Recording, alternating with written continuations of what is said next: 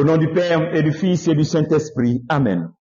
Viens, Esprit Saint, remplis les cœurs de tes fidèles et fais-les brûler du feu de ton amour. Ô Seigneur, envoie ton esprit et tout sera créé et tu renouvelleras la face de la terre. Bien-aimés dans le Christ, nous sommes aujourd'hui jeudi 8 mai. Et la parole de Dieu qui nous est proposée, extrait de l'évangile de Jean chapitre 6, verset 44 à 51. En ce temps-là, Jésus disait aux foules, « Personne ne peut venir à moi si le Père qui m'a envoyé ne l'attire, et moi, je le ressusciterai au dernier jour. » Il est écrit dans les prophètes, « Ils seront tous instruits par Dieu lui-même. Quiconque a entendu le Père a reçu son enseignement. Viens à moi. » Cette personne n'a jamais vu le Père, sinon celui qui vient de Dieu. Celui-là seul a vu le Père. Amen, amen, je vous le dis, il a la vie éternelle, celui qui croit. Moi, je suis le pain de la vie. Au désert, vos pères ont mangé de la manne et ils sont morts. Mais le pain qui descend du ciel est tel que celui qui en mange ne mourra pas. Moi, je suis le pain vivant qui est descendu du ciel. Si quelqu'un mange de ce pain, il vivra éternellement. Le pain que je donnerai, c'est ma chair, donnée pour la vie du monde. Acclamons la parole de Dieu. Louange à toi, Seigneur Jésus. Nous continuons le discours sur le pain de vie. Et le premier appel que le Seigneur te fait en ce jour, c'est de te laisser attirer par le Père. Lorsque le Christ dit, personne ne peut venir à moi si le Père qui m'a envoyé ne l'attire. Ne résiste pas à l'appel du Père. Ne résiste pas à l'appel. Laisse-toi attirer par le Père qui t'a créé, qui t'a façonné et qui t'a soigneusement façonné depuis le sein de ta mère. Le deuxième appel, c'est de savoir, lorsque le Seigneur dit, moi je suis le pain de vie, est-ce que tu considères vraiment le Christ comme le pain de vie? Tu l'accueilles comme le pain de vie, le pain qui donne la vie, sa parole, son corps. Dans l'Eucharistie, on dit, prenez et mangez.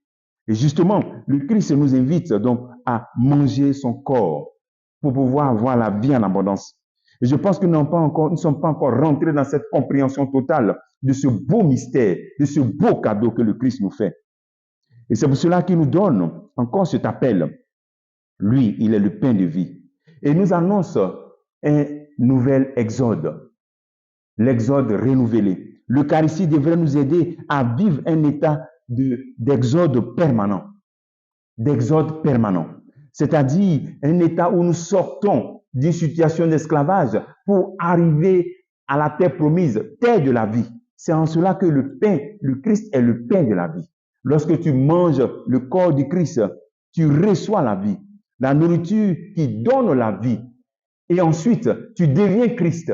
Tu dois devenir Christ pour donner aussi la vie aux autres. Tu dois devenir Christ pour donner la vie à ton entourage. Est-ce que toi qui communies au corps du Christ, tu donnes la vie?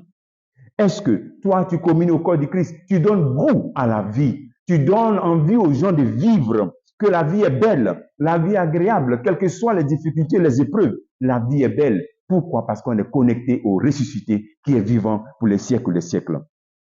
Est-ce que tu protèges la vie que Dieu donne? Est-ce que tu es un partisan de ceux qui disent non à l'avortement? Non.